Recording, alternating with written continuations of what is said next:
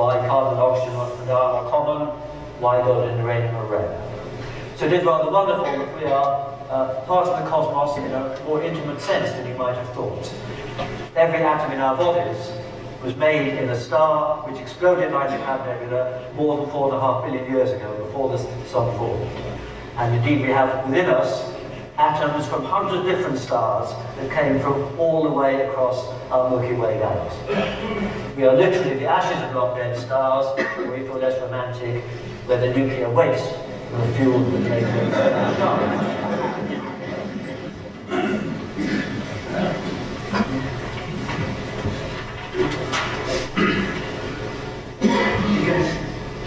Ask about these stars.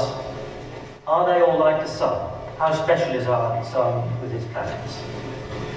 Most astronomers have thought for a long time that planets ought to be common around most stars. And that's because of the way we think a star forms. It is indicated in this. This is an artist's impression cartoon. If a cloud of gas contracts, then if it's got a little bit of spin, as it contracts, it spins faster, like the ballet dancer pulling her arm into rotating faster. And so, what would happen if a star formed is that the dusty gas which it forms from, as it contracts, will spin faster and will spin off a disk around the star. It's two angular lengths more together in the star, like the bottom picture there. And from that dusty disk, dust will agglomerate into rocks and then into planets. We see this happening in the Eagle Nebula, places like this. We believe that is how our solar system formed. But until 10 years ago, we didn't know whether other planets actually existed around other stars. And we've recently learnt this, which makes the night sky much more interesting. The stars we look at aren't just 20 points of light. Each is a solar system like our own. Most of the planets we know about aren't detected directly, but by the way they cause the star to wobble. That's illustrated in this picture here. If the star is orbited by a planet, then what actually happens is that both the star and the planet orbit around the center of mass, the so-called barycenter. The star moves in a small circle, the planet in a big one, because it's got a smaller mass. But it's possible to detect the small motion of a star induced by a planet orbiting it. And by this mechanism, astronomers have discovered about 400 planets. Don't worry about this. This just shows a list of stars which are known to have at least 2 planets discovered by this technique. And 5. So, planets are common around stars. But the evidence pertains mainly to giant planets, rather like Saturn and Jupiter, giants of our solar system. By this technique, it's not possible to detect an Earth-like planet, because an Earth-like planet would induce motions of only a few centimeters per second in its central star, and that's too small to be detected by these methods. But of course, we'd be especially interested in possible twins of our Earth, had the same size as ours, orbiting other sun-like stars on orbits with temperatures such that water neither boils nor stays frozen. They're the places where life might form. But detecting these planets, the size of the Earth, rather than the size of Jupiter, is a challenge. But we will know a lot more about them within 2 years, largely due to this spacecraft launched by NASA last year, called Kepler. What this spacecraft is doing is got a telescope in it, and it's pointing towards a patch of sky 7 degrees across.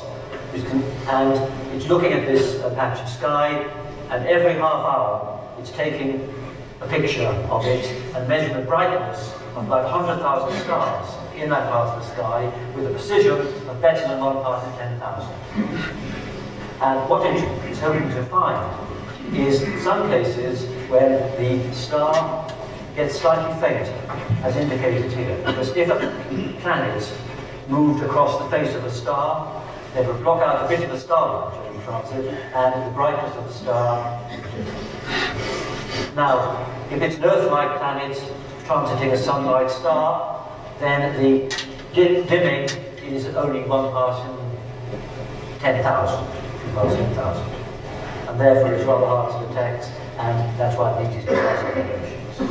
But the hope is that within a couple of years, Kepler will discovered quite a number of events like this when they see three times in succession this slight dipping of a star brightness.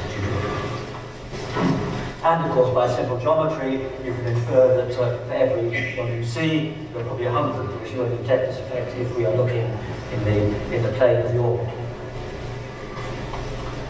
Well, this technique will, as it were, detect the shadows of Earth-like planets, but we'd really like to see them directly. And that's hard. To realize just how hard, suppose that an alien astronomer was looking at the Earth from, say, 30 light years away to distant a nearby star with a big telescope. Our planet would seem to these aliens, in Carl Sagan's nice phrase, a pale blue dot, very close to a star, our sun, that outshines it by many millions. A firefly next to a searchlight, as it were. Very hard to detect. But if the aliens could detect this pale blue dot, they could learn quite a bit about it.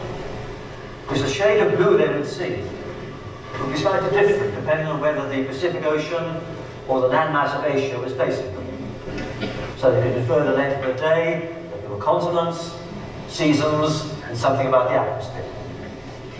Within 20 years, instruments like this in space, or big telescopes like this on the ground, look at the truck bottom left of the scale, being built by European astronomers, these instruments will be able to detect planets like the Earth orbiting other sun-like stars. And this will indeed be exciting. Well, will there be life on any of it? That's a separate question. We still know too little about how life began here on Earth to be able to say whether alien life is likely or unlikely. Biological question, biology is a much harder subject than astronomy. Well, first we can ask, is there any life elsewhere in our solar system? In fact, in earlier centuries, people thought quite likely the planet, the moon was inhabited. There was a prize given in 1900 by the French for detecting life beyond the Earth, and Mars was excluded. This was thought too easy to find life on Mars. Now how wrong that was. There could still be freeze-dried bugs on Mars, but nothing more exciting than that. There could be something swimming beneath the ice of Europa's oceans. But one isn't hopeful for anything much more than that. With any complex life, we need to look far beyond our solar system, to these planets around other stars.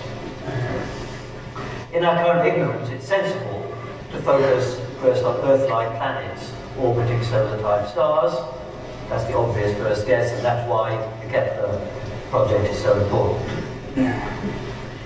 Many people have noted that the Earth is rather special, and had all these conditions listed there in order to allow life to evolve. But I think we shouldn't focus too much, because we have clearly evolved in this environment, in symbiosis with it, and to say that isn't it amazing that we match our environments so well is like saying, isn't it amazing that your legs are just long enough to reach the ground? It's not really. It just works out that way. And so perhaps the life on Earth has evolved to fit the Earth, and maybe there could be life elsewhere. There could be balloon-like creatures floating in dense atmospheres and Jupiter-like planets, and of course science fiction writers have many other ideas. And incidentally, it's far better, I would tell my students, to read first-grade science fiction, like Arthur C. Clarke's, than second-rate science. More interesting, and they're more likely to be wrong.